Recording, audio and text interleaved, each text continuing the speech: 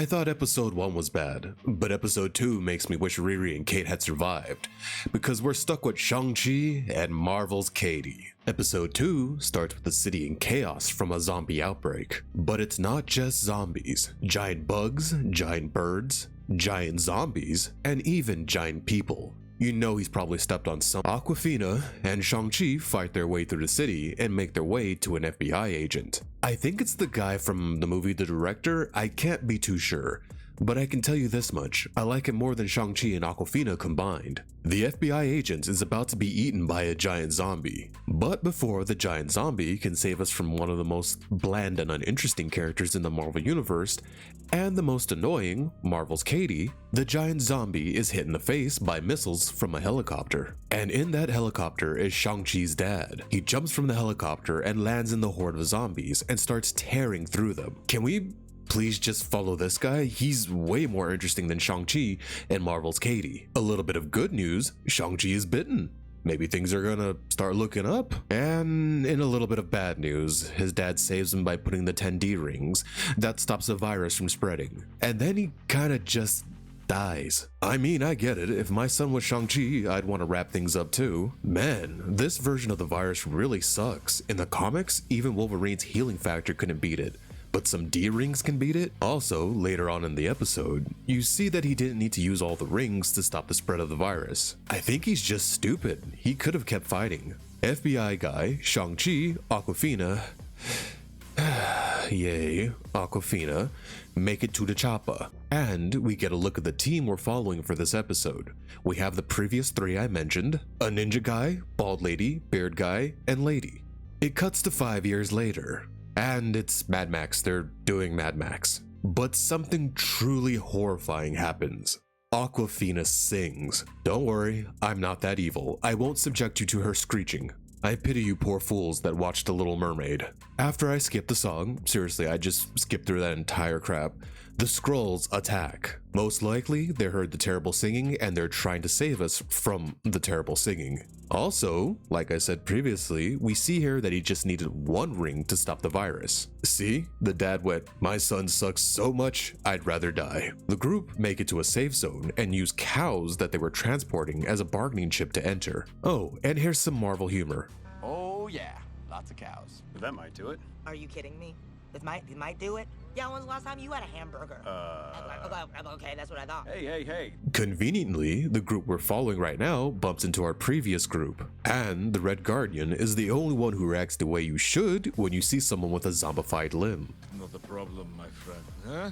Zombie! The guard, you know, the first line of defense, didn't even check the newcomers for bites. Seriously, every zombie movie that has a safe zone does this scene where they check the team for bites. Before the 2 groups can beat the crap out of each other, Zemo interrupts them to give a speech. He just says they suck, and he hates heroes. It's not much of a speech. But he lets them stay because they brought cows, and they can protect him with their powers. Everyone who seeks refuge boards the city on the sea. It looks like a floating prison. Here's some more of that top-notch Marvel humor for you. Are we gonna talk about the top bunk? You want it, right? How bad? On top of it being a floating prison, it's able to dive, which you think would make them pretty safe from normal zombies. But remember, this is Marvel zombies. Why aren't there more superpowered zombies after them? Where is everybody? And I hate to admit it, but this joke in this episode did get 1 chuckle out of me. Just 1. I no longer consume blood. Okay. I'm going to move here. Make me immortal. No.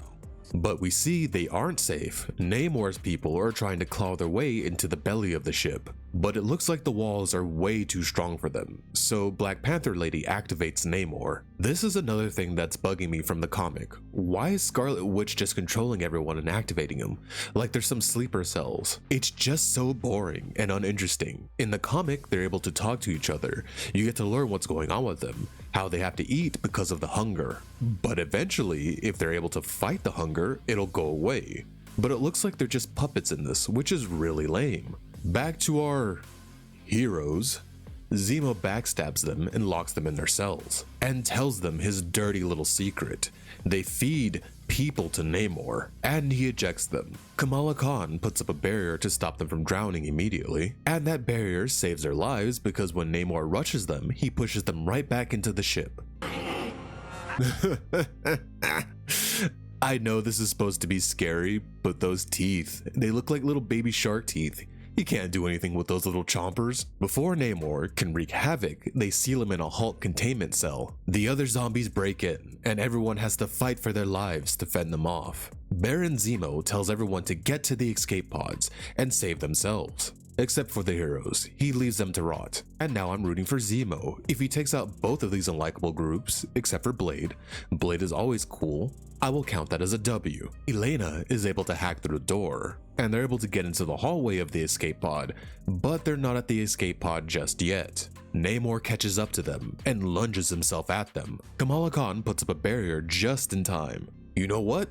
I'll say this, making her a Green Lantern is better than giving her big ugly stretchy arms and big ugly stretchy legs. Still don't like the character, but it's a bit of an improvement. Namor pushes them right through the door and into the escape pod. Well, that was nice of him. And now we come to the part of the episode where we need to start thinning out the herd. This guy dies. I don't know his name, but he dies. He was my favorite character. Red Guardian goes in and starts throwing a couple punches, which is weird to me because isn't Red Guardian a super soldier? I'm not sure. I don't know much about him, but even if he is a super soldier, isn't Namor like hella strong? This shouldn't even be a problem for him, right? He was able to bust through Kamala Khan's Green Lantern powers. While all of the chaos is going on, Zemo tells Hela, or Helena, or whatever her name is, that they need to reboot the system to get the escape pod working. And there goes Side of the Head Shaven Lady. She was my favorite character. Oh, nice Resident Evil 2 hallway reference. Oh no, there goes Zemo's henchman. He was my favorite character. Not gonna lie, I absolutely expected Namor to break his hand right here. No, not Bald Lady.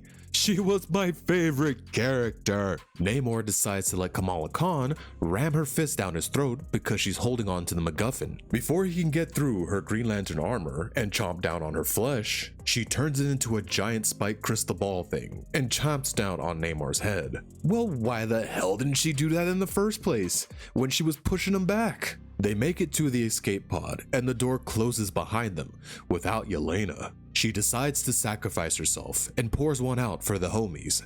Oh no, not Yelena.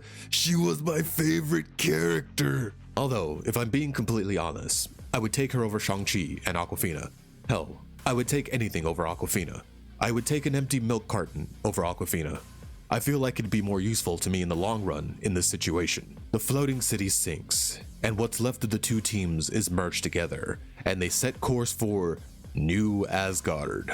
And that's the end of episode 2. Not gonna lie, this has been pretty terrible, especially since Marvel Zombies is one of the very few comic runs I've read pretty much all of, and I really enjoyed the original. And this is terrible in every way, shape, and form. They're focusing on characters that no one cares about, and that really sucks because I would have liked to have seen the scene of Reed from the Fantastic Four figuring out that what the other Reed is up to. I'm not going to tell you what he was up to because that part was really fun and I remember it very vividly from the comics. I'm pretty sure I've mentioned it before, but we're not going to see Magneto, the mutant who hates humans and sees mutants as the superior race over humans, sacrifice himself to save the last bit of humans that he's been protecting. If I wasn't doing it for these videos, I would have dropped this on episode 1 because there are no characters I like except for Blade, and he doesn't get a lot of screen time. Gotta, shove Kamala Khan everywhere. But that's all I have for you right now. Please come back for episode 3. I have been Velvet.